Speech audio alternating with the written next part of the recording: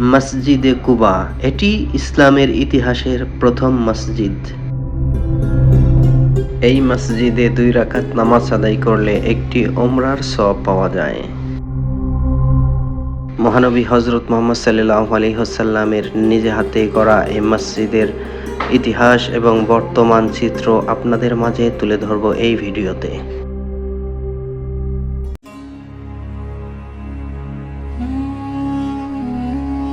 মদিনার পথে চলতে ফিরতে এক অন্যরকম প্রশান্তি লাগে মনে। এই শহরে ইসলামের ইতিহাসের বিভিন্ন নিদর্শন ছড়িয়ে ছিটিয়ে আছে, যা দেখলে সত্যি মনটা শীতল হয়ে যায়। এই পথ ধরে আমরা যাচ্ছি মদিনার সেই স্থানে, যে স্থানের মসজিদে কুবা ইসলামের প্রথম মসজিদ নামে পরিচিত। আমরা যাচ্ছি সেই মসজিদে কুবা দেখতে।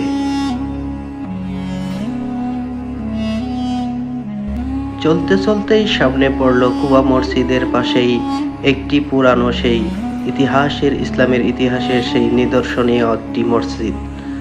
আপনাদেরকে চলুন এই মসজিদটি দেখায় এবং এর ইতিহাস জানি।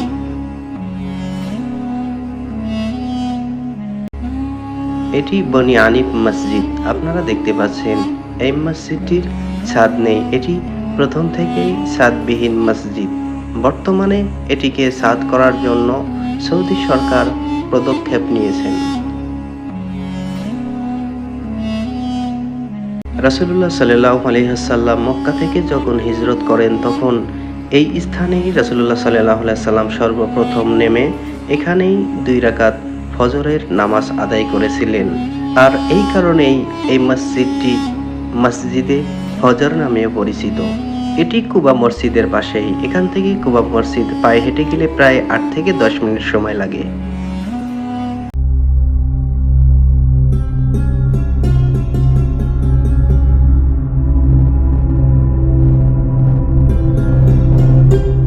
দর্শক, এই যে দেখতে পাচ্ছেন সেই ইতিহাসের প্রথম মসজিদে কুবা। আমরা সেই স্থানে পৌঁছে গেছি। আপনাদেরকে দেখাবো ঘুরে ঘুরে এবং এর ইতিহাস জানব।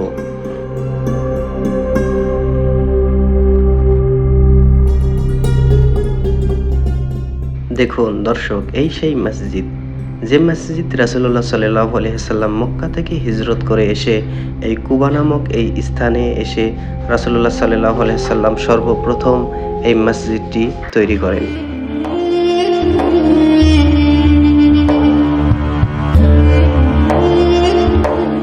হাদিসে বলা হয়েছে, কেউ যদি পবিত্র হয়ে এই মসজিদে এসে 2 রাকাত নফল নামাজ আদায় করে, তাহলে একটি ওমরা হজের সওয়াব পায়।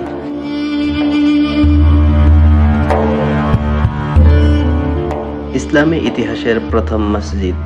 এই মসজিদ থেকেই মসজিদে আকসা থেকে কেবলা পরিবর্তন করে কাবা শরীফের দিকে কেবলা পরিবর্তন করে দেওয়া হয়।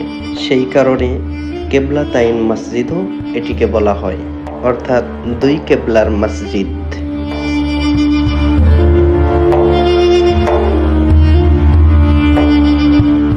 এখানে অনেক আগে থেকেই একটি কুবা নামের কূপ ছিল, আর সেই কূপ ঘিরেই এখানে জনবসতি গড়ে ওঠে। আর সেই কারণেই এই এলাকার নাম হয়ে যায় কুবা। আর সেই নামেই এই মসজিদটি পরিচিত, মসজিদে আল কুবা।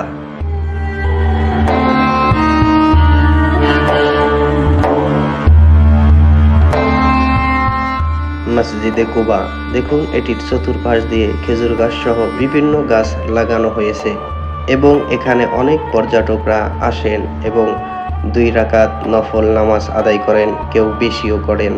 কারণ বলা হয়েছে, কেউ যদি এখানে 2 রাকাত নফল নামাজ আদায় করে, তাহলে একটি ওমরার সওয়াব পায়।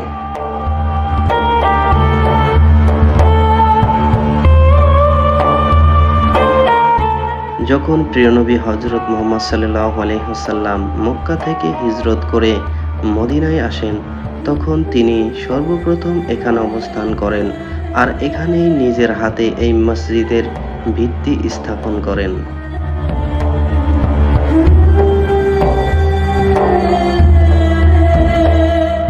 এই মসজিদের প্রতিটি ইট প্রতিটি দেয়াল বহন করেছে ঈমান, ত্যাগ আর ভালোবাসার ইতিহাস। তুমি যখন এখানে দাঁড়াবে মনে করবে যে সেই হিজরতের সময়টা এখনো জীবন্ত। সাহাবীদের পদচারণা, নবীজির উপস্থিতি সবকিছু অনুভব করা যায় এখানে।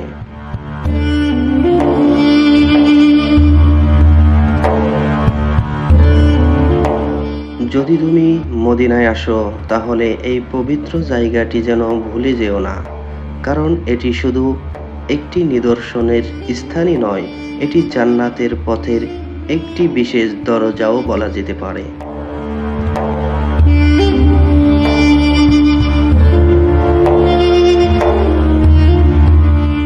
এখানে জমজমের পানিও রয়েছে। দেখুন বন্ধুরা, অনেকেই অন টাইম গ্লাস দিয়ে সেই জমজম কূপের পানি এখান থেকে নিয়ে পান করছে।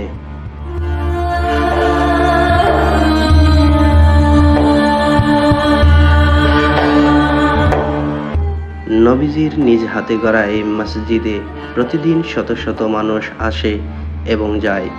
মক্কা থেকে ওমরা করে রাসূলুল্লাহ সাল্লাল্লাহু আলাইহি ওয়াসাল্লামের রওজা জিয়ারত করার উদ্দেশ্যে যখন এখানে আসে তখন অনেকেই 2 রাকাত সালাত আদায় করে।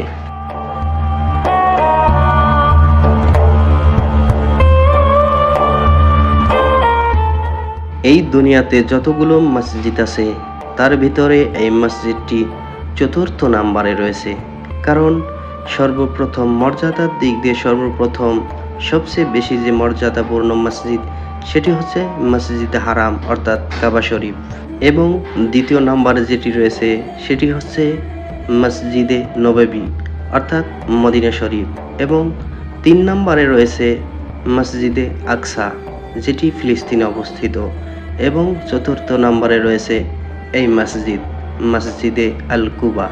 আর এই মসজিদে প্রায় 20,000 মানুষ একসাথে সালাত আদায় করতে পারে।